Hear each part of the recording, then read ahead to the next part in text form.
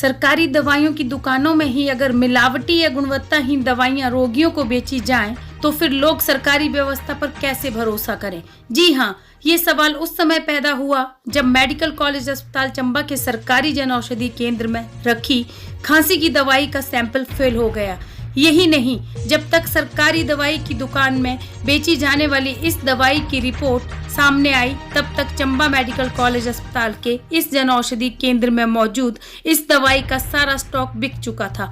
इस स्थिति के बीच सोमवार को बद्दी स्थित केंद्र सरकार के दवा नियंत्रक कार्यालय के ड्रग्स इंस्पेक्टर ने इस सरकारी दवा बिक्री केंद्र में छापा मारकर उसी कंपनी की अन्य दवाइयों के सैंपल भरे, जिसका सैंपल पहले ही फेल हो चुका है। इस मामले ने इससे जुड़ी पूरी व्यवस्था की कार्यशैली को सवालों के कटघरे में लाकर खड़ा कर दिया है।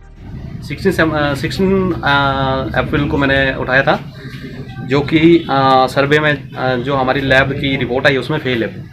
ठीक है, तो उसे फेल होने के बाद मैं मतलब अपने ऑफिस से CDSCO जो अपना हेडक्वार्टर न्यू दिल्ली में है, और मैं ड्रग इंस्पेक्टर राकेश कुमार शर्मा। ठीक है, तो आज मैं लीगल सैंपल यहाँ पे विड्रॉ करने आया हूँ। और ये लीगल सैंपल जो है जैसे ही अब हमारा ये लीगल सैंपल का जो मैं अपनी लेबोरेटरी में भेजूंगा, अगर वहाँ फेल होता है तो जो कंपनी है जो इसको मैन्युफैक्चर कर रही है, तो उसके एंड पे इन्वेस्टिगेशन होगी। और यहाँ की इन्वेस्टिगेशन मैंने कर ली है, और यहाँ पे इन्वेस्टिगेशन में ये मिला है कि जो बैच मैंने उठाया था वो मुझे मिल नहीं रहा है, मतलब वो ख़त्म हो चुका है, स्टॉक आउट है। ठीक है, जो स्टॉक आउट है, और उसी सेम कंपनी के मैंने सैंपल मैं अभी यहाँ पे सीज कर रहा हूँ, मतलब सील कर रहा हूँ। ठीक है, सील करने के बाद अभी मैं फिर से लेबोरेटरी भेजूँगा इसको, और उसके बाद जो टेस्टिंग 2 महीने बाद या महीने बाद जो रिपोर्ट आएगी मेरे पास, उसके ऊपर हम ड्रग एंड कॉस्मेटिक एक्ट के अकॉर्डिंगली और इन्वेस्टिगेशन करेंगे। और हमारा मेन मकसद है CDSCO का कि लोगों को जो पब्लिक जो वो सेफ्टी और एफिकेसी के साथ ड्रग जो है वो प्रोवाइड करे, वही हमारा मेन मकसद है।